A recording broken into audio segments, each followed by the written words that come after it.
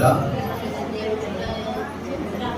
కూడి వచ్చిన మీ అందరికీ ప్రభు పేరిట వందనాలు తెలియజేస్తున్నాను. ప్లస్ తల్లి సాక్ష్యాలు ఏమనగానే ఎక్కువ వాక్యం చెప్తున్నాను, మరి చెప్పేస్తున్నాం.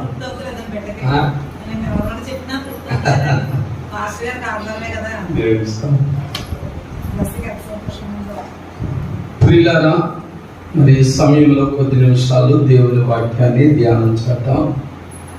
ఇర్మియా గ్రంథము 46వ అధ్యాయము 28వ వచనాన్ని 10 నిమిషాలు మనం ధ్యానం చేసుకుందాం.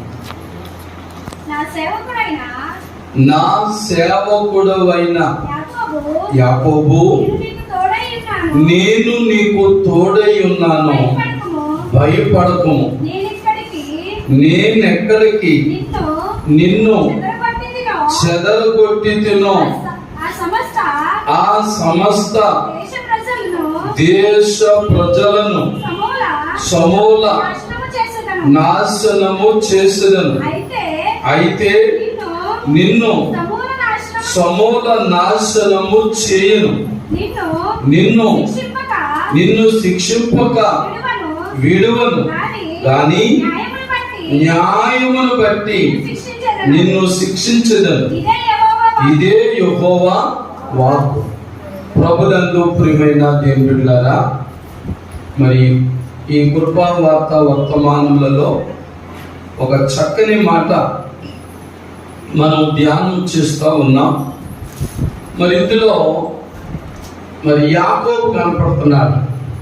ఎవరండి? యాకోబు. మరి యాకోబుతో ప్రభు చేస్తున్న వాగ్దానం ఏంటంటే, నేను నీకు తోడై ఉన్నాను, భయపడకు. దేవుని స్తోత్రం. మరి అసలు యాకోబు అనే పేరుకు అర్థం అని తెలుసు, మోసగాడు అని. ప్రియులరా, మరి మోసగాడిని, దైవభక్తి లేని వారిని, దేవుల్లో స్థిరముగా బలముగా లేని వారిని మరి దేవుడు పట్టించుకుంటాడా? ఒక ప్రశ్న తీసుకుందాం. మరి యాకోబు జీవితంలో ఆయన చాలా మోసములు చేశాడని మనము పరిశుద్ధ గ్రంథంలోనే చదివాం. అన్నగారిని మోసం చేశారు. ఏ విషయంలో చేశారు చెప్పండి? జ్యేష్ఠత్వం. మరి అన్నగారికి ఏమిచ్చి జ్యేష్ఠత్వాన్ని పొందేశాడు? ఒక పూట భోజనం పెట్టి, అన్నగారి యొక్క జ్యేష్ఠత్వం తీసేసుకున్నాడు. అది న్యాయమా అన్యాయమా చెప్పండి? అన్యాయమే. ఎందుకంటే బైబిల్ ప్రకారముగా తొలుచూలు పుట్టిన కుమారుడు ఇంటికి వారసుడు లేదా స్వాస్థ్యముగా ఉండేవాడు, మరి లేక జ్యేష్ఠత్వమును అధికారం పొందేవాడు.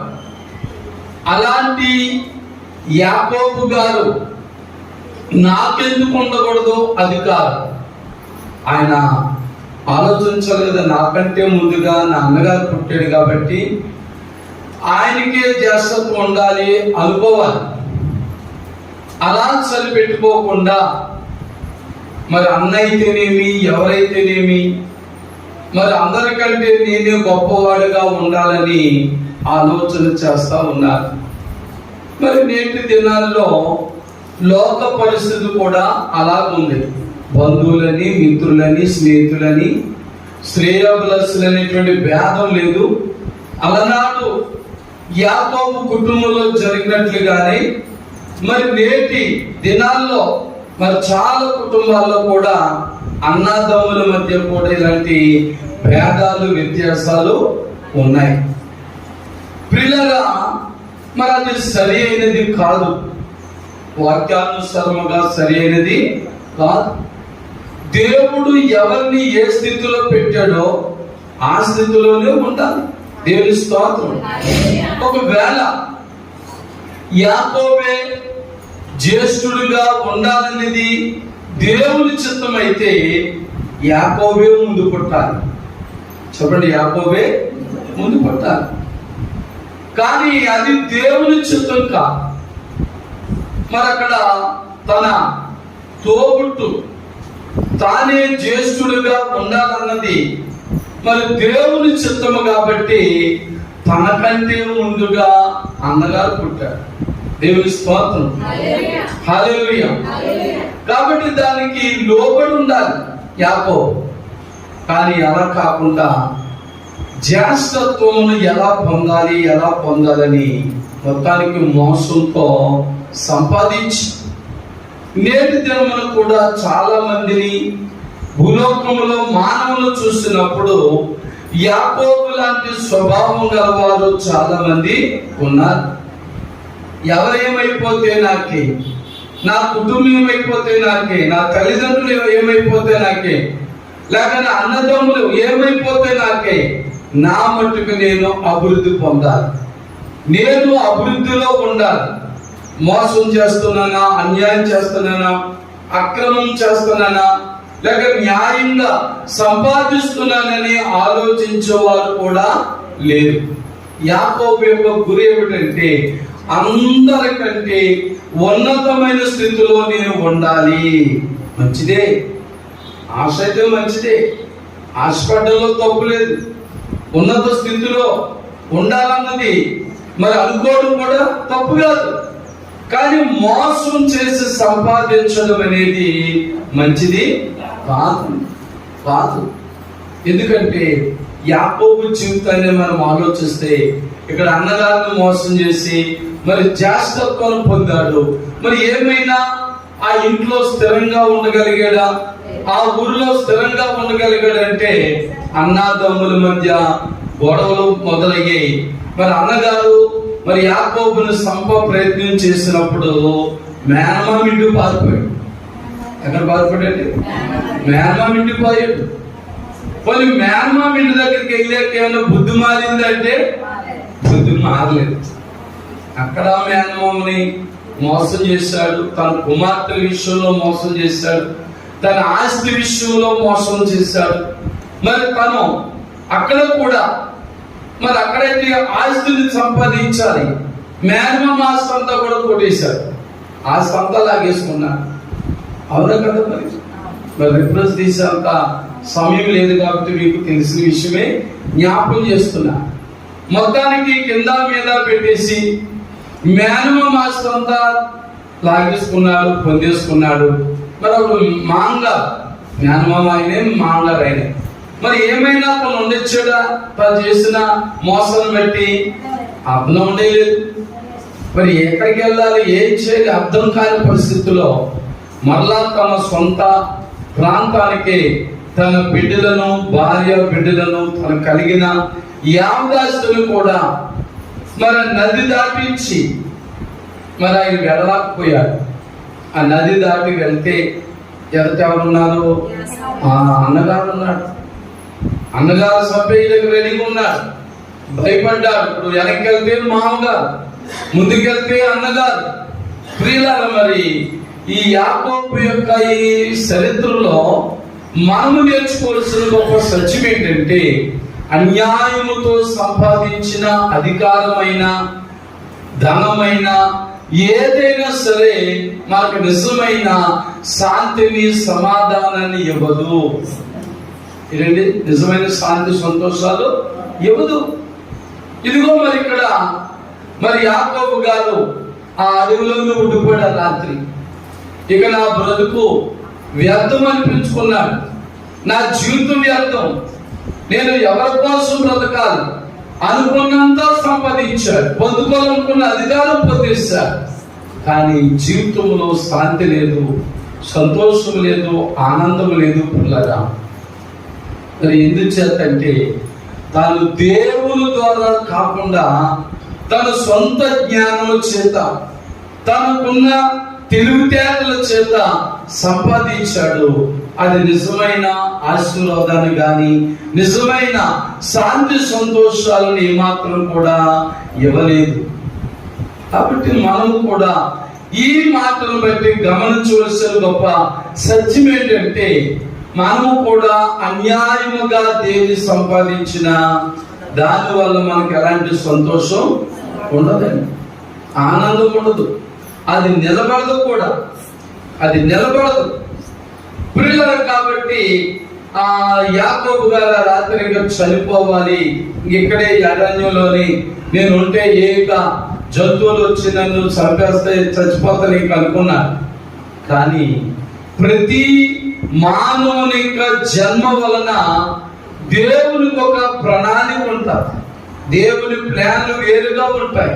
దేవుని స్తోత్రం.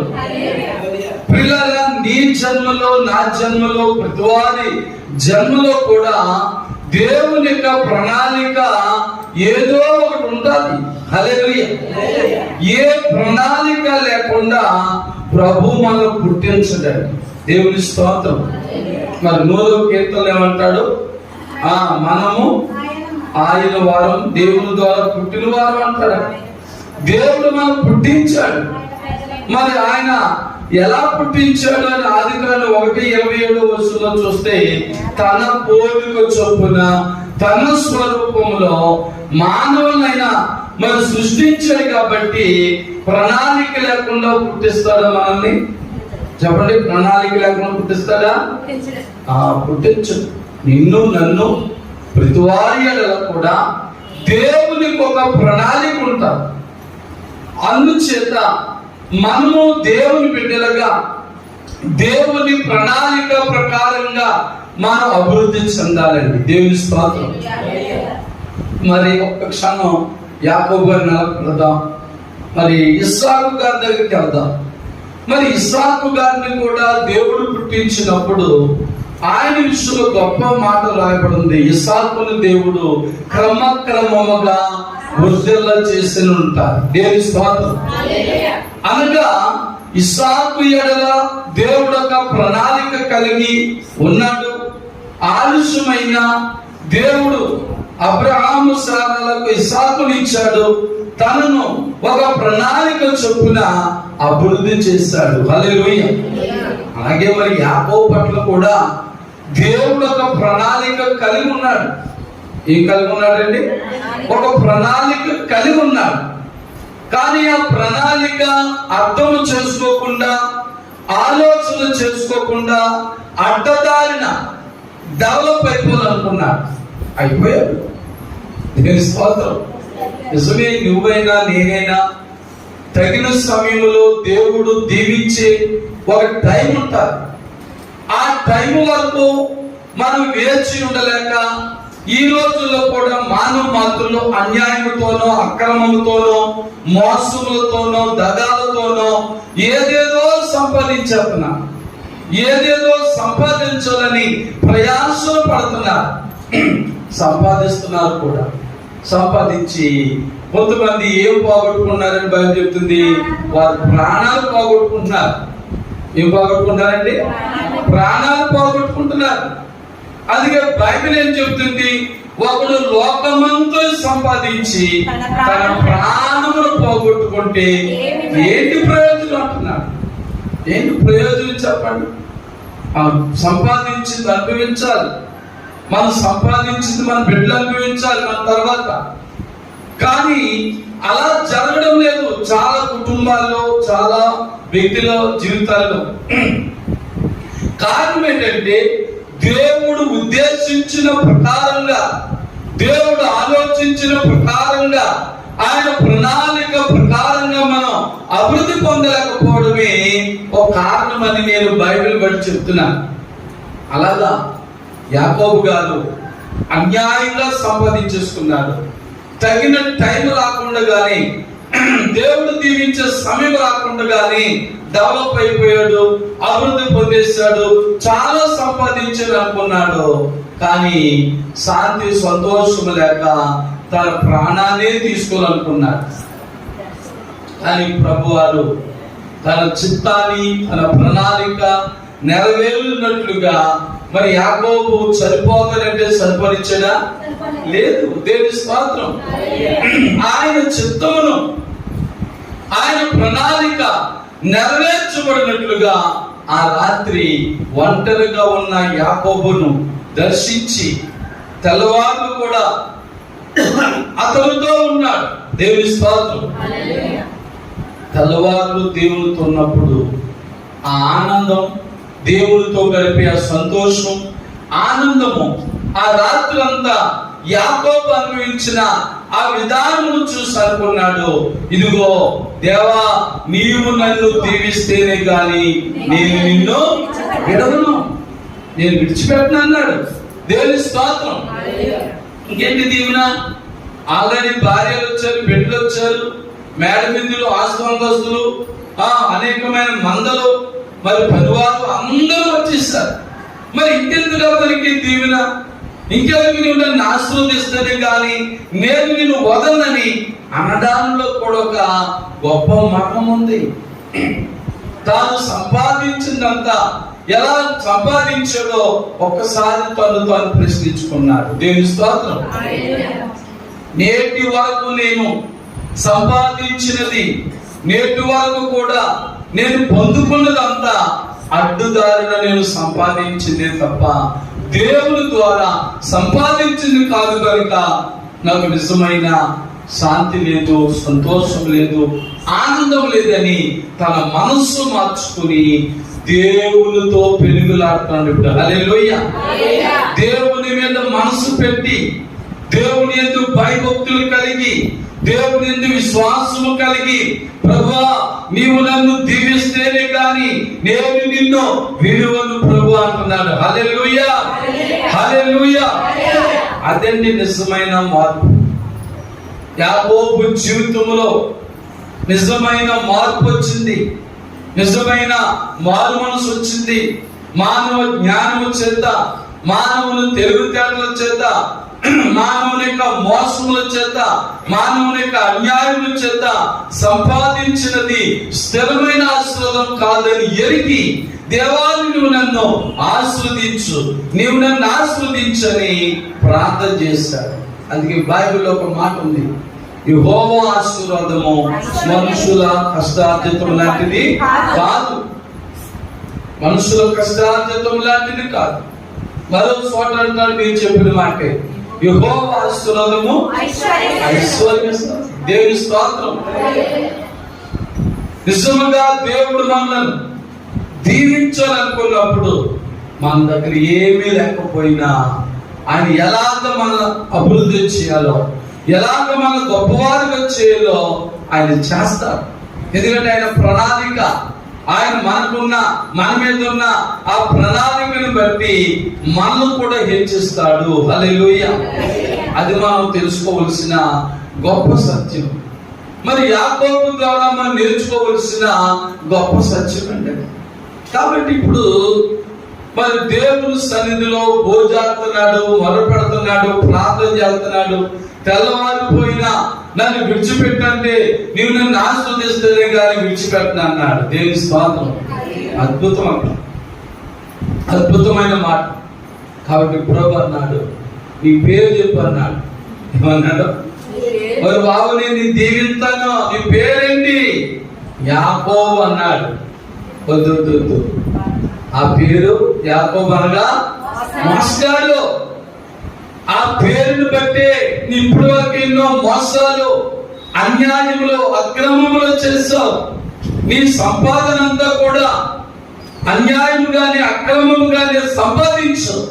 కాబట్టి ఇక మీదట నీవు యాకోబు అనబడవు కానీ ఇశ్రాయేలు అనబడతావు. దేవుని స్తోత్రం. హల్లెలూయా.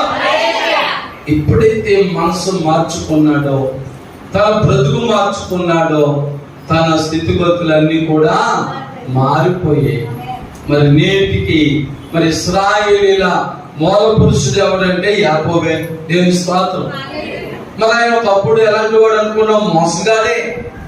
ప్రియులారా, మరి నీవు నేను కూడా చాలా సార్లు అనుకుంటాం, అలాగే అనుకుంటాం, మరి నా జీవితం సరైనది కాదు, నా ప్రవర్తన సరైనది కాదు, నా ఆలోచనలు సరైనవి కావు, నా తలంపులు సరైనవి కాదు, నా ఉద్దేశములు సరైనవి కాదు. మరి దేవుడు నన్ను దీవిస్తాడా? దేవుడి దగ్గరికి వెళ్ళాక నేను అర్హుడినా? ఇలాగ ఆలోచిస్తూ ఉంటాం.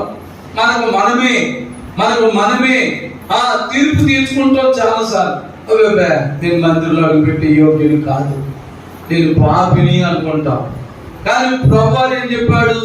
పాపులను రక్షించడానికి క్రీస్తు లోకానికి వచ్చాడు. దేవుని స్తోత్రం. ఆయన నీతిమంతుల కోసం కాదు. లేఖనములు చెబుతున్న అద్భుతమైన మాట, ఆశ్చర్యమైన మాట, గొప్ప మాట. నేను నీతిమంతుల కోసం వచ్చానంటే ఆయన దేవుడేంటి?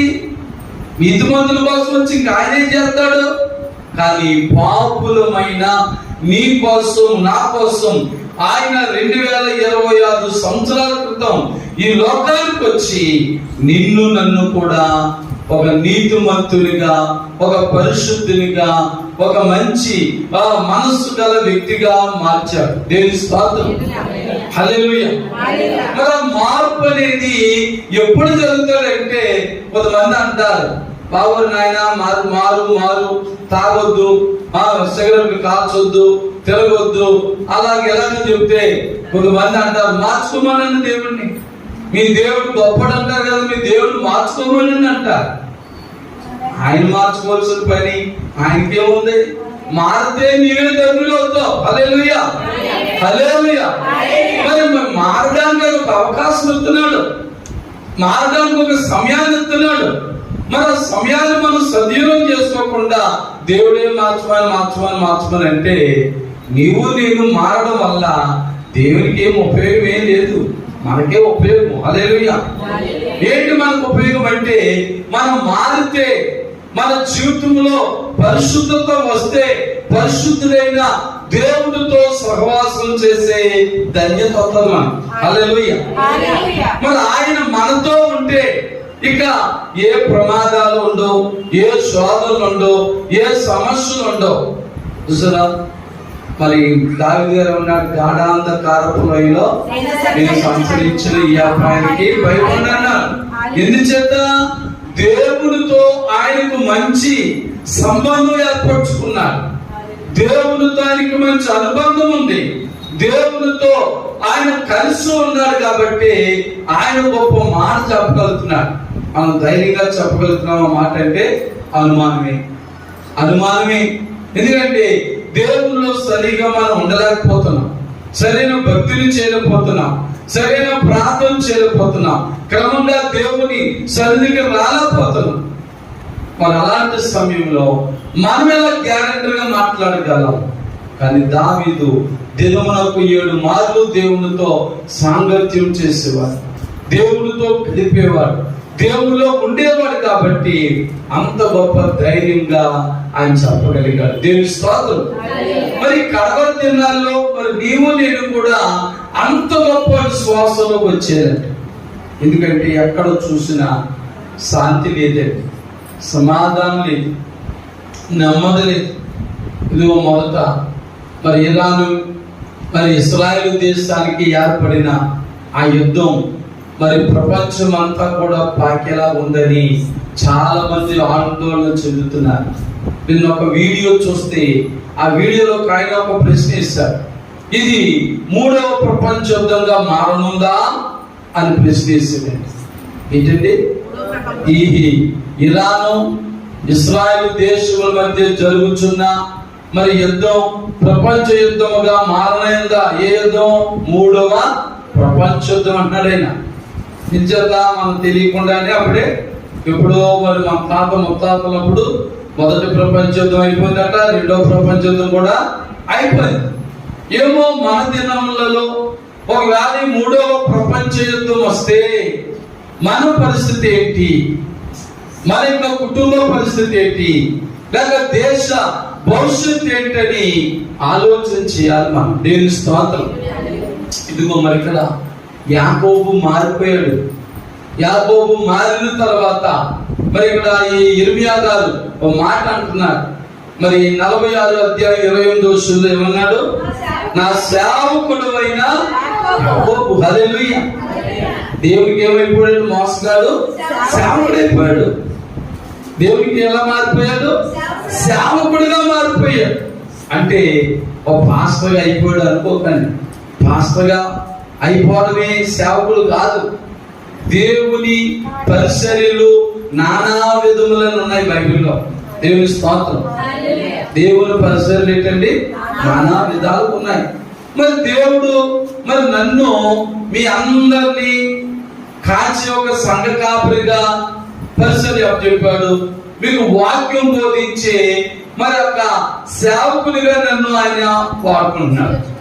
అలాగే సంఘంలో మీలో కొంతమంది మందిర పరిసర చేసి బిడ్డలుగా ఉన్నారు, లేకపోతే మరి ఇంకా రకరకాల పరిస్థితులు చేస్తున్నారు. మరి ఇలాగా ఒక్కొక్కరికి ఒక్కొక్క ఆధిక్యత అవకాశం ఇచ్చి సంఘ క్షేమాభివృద్ధి కోసం ఆయన సేవకులుగా మనం వాడుకుంటున్నాడు. హల్లెలూయా. అలాగే మరి ఇప్పుడు మోసగాడైనటువంటి యాకోబుని అంటాడు, నా సేవకుడు అయిన యాకోబు అంటున్నాడు. హల్లెలూయా. ఎందుకంటే యాకోబు మార్పు చెందిన మరి ప్రభువారు, ఒరే నువ్వు ఎలాంటి వాడువో, ఇదిగో ఒకప్పుడు నీ జీవితం ఎలాంటిది, యాకోబు నీ పేరు, నువ్వు మోసగాడు, ఆయన నీవు మార్పు చెంది నా సేవకుడు అయిపోయిన సంతోషం అన్నాడు. హల్లెలూయా. ఇప్పుడు నా సేవకుడు అయిపోయాడు, నీ మోసాన్ని నీ జీవితం అంతా మార్చుకుని మరి నీవు నా సేవకుడు అయిపోయావు కాబట్టి ఇప్పుడు నేనేమగా ఉంటాను, నేను నీకు తోడై ఉన్నాను. దేవుని స్తోత్రం. తోడై ఉంటాను అంటలేదు, తోడై ఉన్నాను. దేవుని స్తోత్రం. నువ్వు మారావు కాబట్టి, ఎందుకు నువ్వు మారావు కాబట్టి నేను నీకు తోడుగా ఉంటాను. దేవుని బిడ్డలారా, ఇక్కడ మరొక ప్రశ్న తీసుకుందాం. ఒకవేళ నీ జీవితమైనా నా జీవితమైనా మారకుండా వేషధారణ భక్తితో అవిశ్వాసముతో మనం ఏదో అలాగా భక్తిని అలా కొనసాగిస్తూ ఉంటే ఈ మాట ప్రభు నీతో నాతో ఈ కరోనా దినాల్లో యుద్ధాలు జరుగుతున్నాయి. ఒక దేశం నుండి మరొక దేశం, మరొక దేశం నుండి మరొక దేశం అలాగా వ్యాపింపజేస్తుంది. ఈ వ్యాప్తి చెందుతా ఉంది యుద్ధం. కాబట్టి మరి ఇలాంటి కరోనా దినాల్లో మనం మరి మాటకు యోగ్యులుగా ఉన్నామా? దేవుని స్తోత్రం. ఉండాలి.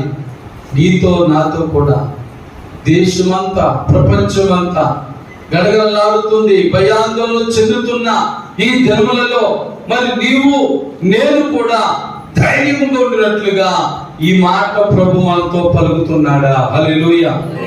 యాకోబుతో అంటున్నాడు, నా సేవకుడని యాకోబు, నేను నీకు తోడై ఉన్నాను అంటున్నాడు. ఏ స్వాదులు వచ్చినా, ఏ భయం వచ్చినా, ఏ కష్టం వచ్చినా, ఏ యుద్ధం వచ్చినా, ఏ రోగాలు వచ్చినా, ఏ సమస్యలు వచ్చినా మరి నేను నీకు తోడుగా ఉన్నాను. తర్వాత అన్నాడు, భయపడకు. దేవుని స్తోత్రం. భయపడకు, నువ్వు భయపడవలసిన అవసరం లేదు. నేను నీకు ఎల్లప్పుడూ కూడా తోడుకున్నాను. ఎందుకు తోడుకున్నాను? నువ్వు మారేవు కాబట్టి. దేవుని స్తోత్రం. నువ్వు మారకపోతే నీవెవరో నేనెవరో అందునేమో ప్రభు. కనుక మనం కూడా ఇప్పుడైనా మారాలి. చెప్పండి, ఇప్పుడైనా మారాలి. ఇంతవరకు మనం మారినా మారకపోయినా ఏదో టైం పాస్ బట్టి చేసి ఉండొచ్చు, టైం పాస్ గా మనం దేవుని ఆరాధించవచ్చేమో, కానీ లోక పరిస్థితులతో మారిపోయి దినములు చాలా భయంకరంగా ఉన్నవి. చెడ్డ దినాలు వచ్చాయి, భయంకరమైన దినాలు వచ్చేసాయి. కాబట్టి మనము మారితే ప్రభు నీతో నాతో కూడా ఈ మాట చెప్తాడు. యాకోబుకి ఏ మాట చెప్పాడో, నేను నీకు తోడై ఉన్నాను, భయపడకమని చెప్పిన మాట. మరి ఇప్పుడే మనం మారితే, ఇప్పుడే మనం మారు మనసు పొందితే, ఇప్పుడే దేవునికి అనుకూలమైన భక్తి మనం చేయగలిగితే ఆ మాట ప్రభు మనతో కూడా చెప్తాడు. హల్లెలూయా. ఎందుకంటే మన దేవుడు పక్షపాతి కాదండి. యాకోబును ఒకలాగా, నిన్ను ఒకలాగా, నన్ను ఒకలాగా ప్రేమించేవాడు కాదు. తల్లిదండ్రులు భయభక్తులు గలవారు అందరినీ కూడా ఒకే రీతిలో ప్రేమించే దేవుడు. హల్లెలూయా. ఒకవేళ భూలోకములో కన్న తల్లిదండ్రులైన బిడ్డల ఎడల వ్యత్యాసములు చూపించము గాని యేసయ్య అందరినీ ఒకేలా ప్రేమించే దేవుడు. హల్లెలూయా. మరి మనం అనుకుంటాం, అయితే మరి నాకంటే వెనకాల వచ్చిన వాళ్ళు దీవించబడిపోతున్నారు కదండి, నేనెందుకు దీవించబడలేదు అని అనుకోవచ్చు. మనం దానికి కూడా గొప్ప మాట చెప్తాను మీకు. దీవెన అనేది, ఆశీర్వాదం అనేది వారి వారి సామర్థ్యం మీద ఆధారపడి ఉంటారు. మరి ఈ వాక్యం నుంచి బయటికి వెళ్తున్నాను అనుకోకుండా వినండి, ఒక మాట చెప్తాను. ఒకసారి కొత్త నిబంధనలో ఉన్న ఉపమానం అన్నమాట. ఒక ఇంటి యజమానుడు తన ఇంటిలో పని చేస్తున్న పనివారందరినీ ఒకేలా చూసేవాడు, ఒకేలాగే ప్రేమించేవాడు.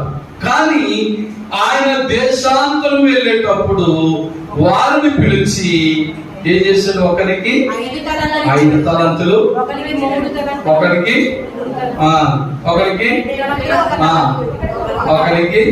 1 ఇచ్చారు. మరి ఏంటి? అందరూ కూడా ఆయన పనివారే కదా, అందరూ కూడా ఆయనలోని పని చేస్తున్నారు కదా, అందరూ కూడా ఆయన భోజనమే చేస్తున్నారు కదా, అందరికి కూడా ఆయన జీతం అయితే ఒకేలాగా ఇస్తున్నారు కదా. మరి ఏంటి ఇప్పుడు ఆయన దేశాంతరం వెళ్ళినప్పుడు మరి ఆ తలంతులు ఇచ్చేటప్పుడు మరి వ్యత్యాసం ఏంటంటే అక్కడ చెప్తున్నాడు, వారి సామర్థ్యమును బట్టి ఇచ్చాడు. హల్లెలూయా, హల్లెలూయా. వారి సామర్థ్యాన్ని బట్టి ఇచ్చారు. అలాగుంటే మన దీవులు కూడా మనమందరూ దేవుని బిడ్డలమే కావచ్చు. ఒకరు నీకంటే నాకంటే ముందుగా దీవించబడ్డారు అంటే, అభివృద్ధి పొందారంటే, మరి నీకంటే నాకంటే ఎక్కువ ఆశీర్వాదాలు ఇచ్చాడంటే వారి సామర్థ్యవంతంగా ఉంది. అంతగా ఇచ్చిన భక్తిలో పడిపోదని దేవునికి ఒక నమ్మకం కుదిరింది. దేవుని స్తోత్రం. మరి వేళ నీకు నాకు మేడలో విద్యలు ఇచ్చేస్తే మనం విడిచిపెడతామేమో, దేవునికి దూరం అయిపోతామేమో, భక్తికి దూరం అయిపోతామేమో. కష్టాలు ఉంటేనే ప్రభు దగ్గరకు వచ్చేవారు ఉంటారు చాలా మంది. ఎవరండి? కష్టాలు ఉంటేనే వస్తారు, సుఖాలు వస్తే ఖాళీ ఎక్కడ ఆలపోయామండి. ఏమండి? మంచి వ్యాపారం అండి, మంచి ఉద్యోగం అండి, ఏమండి మంచి మేడలో విద్యలు ఇచ్చడానికి శుభ్రం చేసుకోవడానికి సరిపోతుందండి, పాడి పంట చూసుకోవడానికి సరిపోతుందండి అనేటువంటి వారు ఉన్నారు. కనుక దేవుని బిడ్డలారా, ఆయన ఎవరిని సమృద్ధిగా దీవిస్తాడు, ఎవరిని అభివృద్ధి చేస్తాడంటే దేవుడు ఇచ్చిన దానిని బట్టి దేవునికి దూరం అవ్వకుండా దేవుని ఇంకా మహిమపరచువాడు, మరి ఇంకా ఘనపరచువాడు. మరి అలాంటి వారిలో యోబు గారు ఒకరండి. దేవుని స్తోత్రం. ఆ ఊజు దేశంలో యోబు అంతటి ఐశ్వర్యవంతుడే లేడు అన్నాడు. ఐశ్వర్యం గురించి మాట్లాడుకుందామా, ఆశీర్వాదం గురించి. ఏంటి?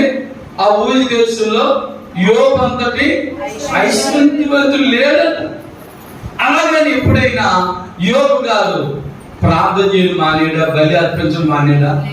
దినమునకు 10 బలులు ప్రతిరోజు అతను అర్పించే కొద్ది ఆశీర్వాదాలు వచ్చేసేయండి. దేవుని స్తోత్రం.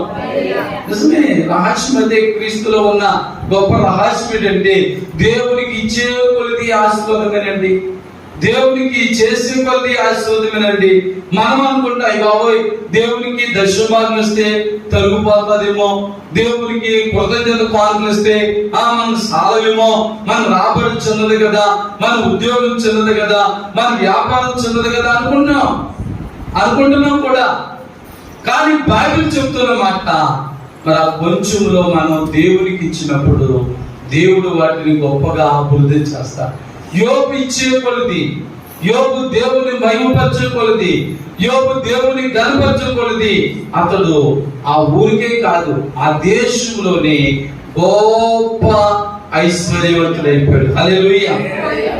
దేని బట్టి ఎలాగ అభివృద్ధి పొందాడు, ఎలాగ మరి మేలు పొందాడంటే దేవునికి ఇచ్చుడు ద్వారా. దేవుని స్తోత్రం. పలుకు దేవుని బిడ్డలారా, మనము కూడా దీవించబడాలంటే, మనము కూడా ఆశీర్వదించబడాలంటే దేవునికి ఇచ్చుటలోనే గొప్ప ఆశీర్వాదం, అభివృద్ధి ఉన్నది. దేవుని స్తోత్రం. కనుక మరి ఇక్కడ మరి యాకోబు గారి విషయంలో మార్పు చెందిన తర్వాత మరలా దేవుడు ఆయన దీవించడం ప్రారంభించారు. మరలా ప్రార్థన చేయడం ద్వారా దేవుడు అతన్ని అభివృద్ధి చేయడం ప్రారంభించారు. తన యొక్క విశ్వాసాన్ని బట్టి, తన భక్తిని బట్టి మరి అభివృద్ధి చేసినప్పుడు ఇప్పుడు యాకోబు మోసగాడైన యాకోబే ఒక దేశానికి మూల పురుషుడైపోయాడు. హల్లెలూయా. మరి ఇప్పుడు ఇశ్రాయేలు సంతానం అంతా కూడా మరి ఎవరికి చెందిన వారంటే యాకోబు చెందిన వాడే. మరి ఆయన యాకోబు మోసగాడు అని చదివేమో, విన్నాము. కానీ ఇప్పుడు ఇంత గొప్ప వ్యక్తి అవడానికి కారణం అతనిలో ఉన్న మార్పే. దేవుని స్తోత్రం. కాబట్టి ఇప్పుడు ప్రపంచ దేశాలు అన్నిటిని కూడా శాసించే గొప్ప అధికారం ఉన్న ఇశ్రాయేల్ దేశంగా మారిపోయింది. హల్లెలూయా. మరొక వీడియో చూసాను ఏంటంటే నిన్న దినాన్ని, మరి ఇశ్రాయేల్ దేశాన్ని ఎవ్వరు జయించలేరట. ఎన్ని దేశాలు ఇశ్రాయేల్ మీదకు దండెత్తినా కూడా ఇశ్రాయేల్ దేశాన్ని జయించరట. కారణం దేవుడు ఆ దేశానికి తోడుగా ఉన్నారు. హల్లెలూయా, హల్లెలూయా. అలాగే మరి నీ జీవితానికి, నా జీవితానికి, నీ కుటుంబానికి, నా కుటుంబానికి మరి దేవుడే తోడుగా ఉంటే, ఎందుకంటే ఇప్పుడు అన్నాను కదా, నేను నీకు తోడై ఉన్నానని చెప్పిన దేవుడు, ఎప్పుడో చెప్పిన దేవుడు నేటి వరకు కూడా ఇశ్రాయేలు దేశానికి తోడుగానే ఉన్నాడు. దేవుని స్తోత్రం. ఎన్ని తరాలు మారిపోయి చూడండి. మరి ఇప్పుడున్న ప్రజలు మరి యాకోబు గారికి ముదు ముదు ముదు ముదు మనలు చెప్తారన్నమాట. ముదు మనలు ఏ కాదు, ముదు ముదు ముదు మనలు అన్నమాట. అయినా దేవుడు విడిచిపెట్టలేదు వాళ్ళని. హల్లెలూయా.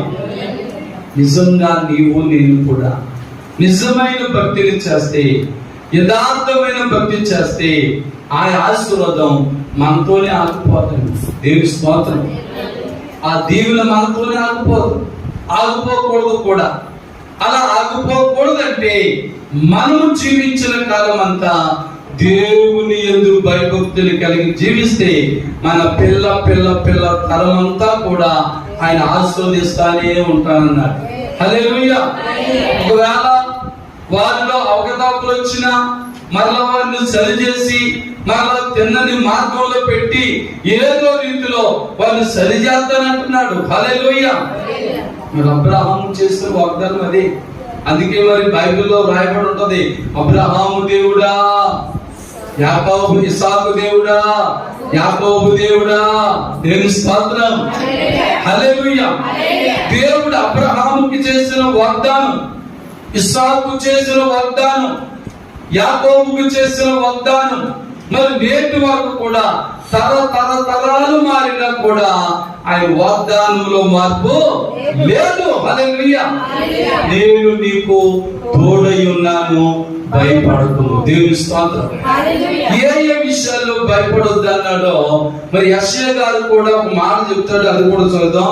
యెషయా గ్రంథము 43వ అధ్యాయము 2వ వచనం చదువుదాం. చూడండి. జలములలో పడి దాటినప్పుడు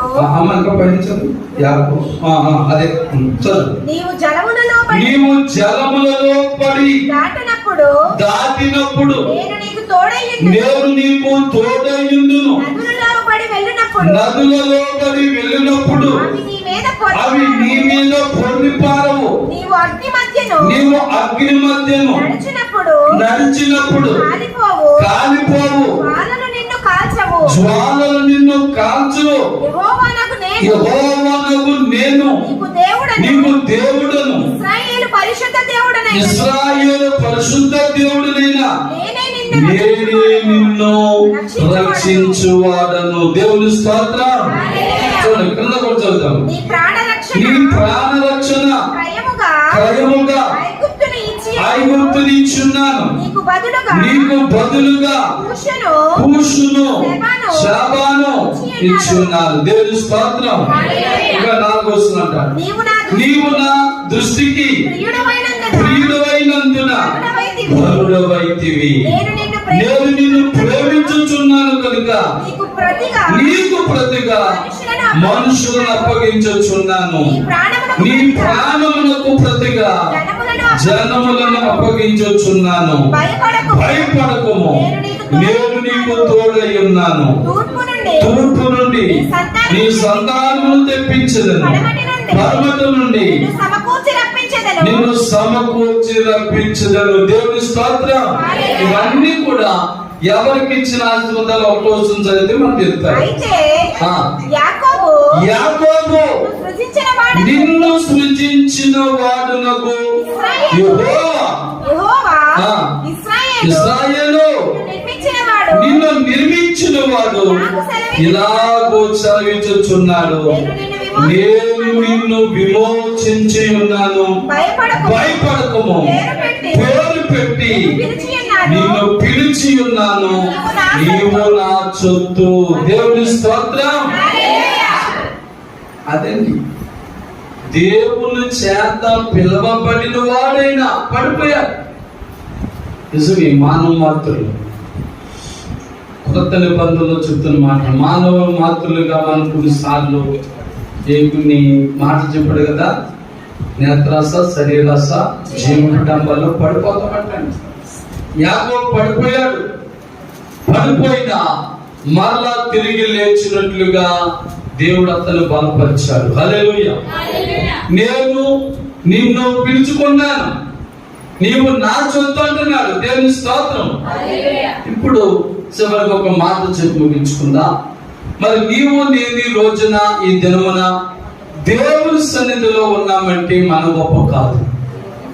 ఏమండి, అనుకోకుండా జరిగింది కాదు, ఊహించకుండా జరిగింది కాదు. దేవుడు నిన్ను నన్ను కూడా పిలుచుకున్నాడు, ఏర్పరచుకున్నాడు. మరి నీవు నేను కూడా దేవుని చొత్తుమండి. దేవుని స్తోత్రం. మనము దేవుని చొత్తుగా ఉన్నాము కాబట్టి పడిపోయాం. నీవు నేను మనమందరూ కూడా మరి లోకంలో కొన్ని విషయాల్లో పడిపోయినా దేవుడు మళ్ళా లేవనెత్తి ఆయన మార్గంలో నిలబెట్టి నిజముగా ఆయన దీవులు పొందడానికి పాత్రులుగా నిన్ను నన్ను చేశాడు. దేవుని స్తోత్రం. హల్లెలూయా.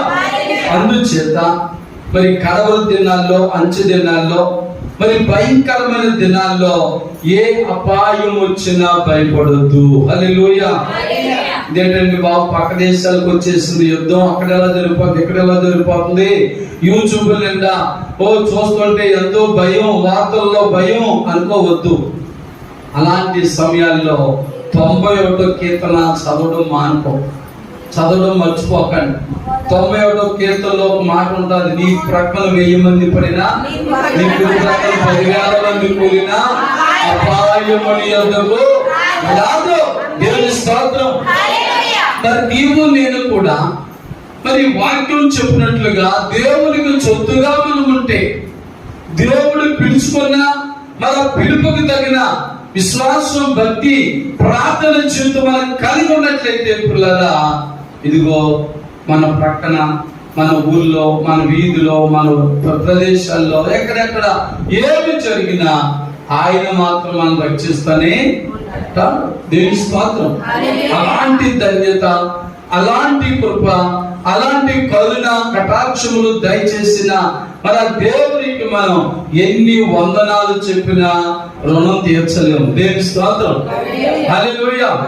కనుక మనం ఆయన యందు భయభక్తులు కలిగి ఉండి, ఆయన విశ్వాసము కలిగి ఉండి ప్రతిరోజు ప్రార్థన చేసుకుంటే చాలటండి. దేవుని స్తోత్రం. మరి యెషయా గ్రంథంలో భక్తులు అంటాడు, ప్రభువా నీకు మన కొండ మీద ఉన్న గొర్రెలన్నీ నీకు ఇచ్చేద్దాం అనుకుంటున్నానయ్యా, అవి నీవు ఇచ్చినవి కదా, నా చేలలో పంట అంతా నీకు ఇచ్చేసి రుణం తీర్చుకోవాలనుకున్నానయ్యా, అది నీవు ఇచ్చిందే కదయ్యా అంటారు. దేవుని స్తోత్రం. మనం చాలా సార్లు చాలా మందికి తెలియక అనుకుంటారు, నా పానికి ఇచ్చేస్తే సరిపోద్ది, నా దశకు ఇచ్చేస్తే సరిపోద్ది, మరి నేను అది ఇచ్చేస్తే ఇది ఇచ్చేస్తే కృతజ్ఞత తీరిపోద్ది అనుకుంటారు. కానీ బైబిల్ చెప్తోంది, దేవునికి ఇష్టమైనది నీ హృదయం అండి. దేవుని స్తోత్రం. హల్లెలూయా. దేవునికి ఇష్టమైన బలి ఏంటంటే విరిగి నలిగిన హృదయం దేవునికి ఇష్టమైన బలి. దేవుని స్తోత్రం. అంటే అర్పణ. బలి అనగా అర్పణ. మరి దేవుడు నీ నుండి, నా నుండి ఆశించే గొప్ప అర్పణ ఏంటంటే మన హృదయములు విరిగి నలిగిన హృదయముగా ఉండాలి. మన హృదయాలు విరిగి నలిగిన హృదయంగా ఉంటే ఆదివారం మన ఇంట్లో ఉంటే వస్తుందా, శుక్రవారం మన ఇంట్లో ఉంటే వస్తుందా, మరి బుధవారం మన ఇంట్లో మనం ఉంటే వస్తుందా అంటే రాదు. కానీ దేవుని సన్నిధికి రావాలి, దేవుని మందిరానికి రావాలి, దేవుని సన్నిధిలోకి వచ్చి మరి నువ్వు ప్రార్థన చేసినప్పుడు నీ హృదయము విరిగి నలిగినదిగా మారిపోద్ది. అదే దేవునికి ఇష్టమైన అర్పణ. దేవుని స్తోత్రం. హల్లెలూయా. మరి నీవు ఇచ్చేవన్నీ ఏంటంటే నీ అభివృద్ధి కోసం ఇస్తుకుంటున్నా, నువ్వు ఒకవేళ 100 రూపాయలు ఇచ్చావు అనుకోండి, దాన్ని అంతగా మారుతాన్నాడు, 100 అంతలుగా చేస్తానన్నాడు.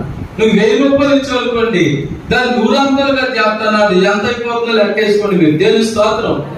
మనం ఇచ్చే దశభాగములైన కానుకలైన మన అభివృద్ధి కోసం, అంతేగాని దేవునికి కృతజ్ఞత, ఆయన చేసిన మేలుకేదో రుణం తీర్చుకోవడం కోసం త్వరలో బలం ఇచ్చాను అమ్మియాలు కూడా సరిపోదు. నీ హృదయం ఇవ్వాలి. చెప్పండి, ఏమి ఇవ్వాలండి? హృదయం ఇవ్వాలి. ఆ హృదయం ఇచ్చినప్పుడు దేవుడు నీకు తోడుగా ఉంటాడు, నీ కుటుంబానికి తోడుగా ఉంటాడు. నీ హృదయంలో శాంతి, సంతోష, సమాధానాలు ఉంటాయి. అదిగో యాకోబు గారు మోసం చేసి ఏదేదో సంపాదించాలనుకున్నదంతా సంపాదించాడు, కానీ చివరికి ఆయన జీవితంలో శాంతి, సంతోష, సమాధానం లేవు. చివరికి చనిపోయే పోవాలనే పరిస్థితులు వచ్చారు. కానీ దేవుడు అతనికి దర్శనమిచ్చి కాపాడాడు. ఎందుకు చేత? మరి ఇక్కడ చెప్పాడు కదా, నేను యాకోబు పేరు పెట్టి నేను పిలుచుకున్న వాడిని, నువ్వు నా సొత్తు కాబట్టి నీవు చచ్చిపోగలగా, నీ టైం రాకుండా, నేను పిలవకుండా ఆత్మహత్య చేసుకోవడం మరి అది న్యాయం కాదు కదా అని ప్రభువు అతను రక్షించాడు. ఆ రోజే చనిపోయే వ్యక్తిని నేటి వరకు ఒక గొప్ప జనాంగంగా చేశాడు. దేవుని స్తోత్రం. కలిగి దేవుని బిడ్డలారా, నిన్ను నన్ను కూడా అలాంటి అభివృద్ధి, ఆశీర్వాదం ఇవ్వాలన్నది దేవునికి ఒక ఉద్దేశం కనుక ఈ దినాల్లో జరిగే శోధనలు, వ్యాధులు, ప్రమాదాలు, యాక్సిడెంట్లు, రోగాలకి మనం భయపడద్దు. దేవుని స్తోత్రం. అవి వస్తాయి, పోతాయి. దేవుని స్తోత్రం. కానీ మన ఆత్మ మాత్రం పరిశుద్ధంగా ఉంచుకుని మన హృదయం దేవునికి దగ్గరగా ఉంచుకుంటే దేవుడు ఎప్పుడు మనకు తోడుగా ఉంటాడు. వేటికి మనము భయపడవలసిన అవసరత ఉండదు. దేవుని స్తోత్రం. మరి భయపడవలసిన అవసరం ఉండదు కనుక ఒక నిమిషం మనం తలలో ఉంచుదాం.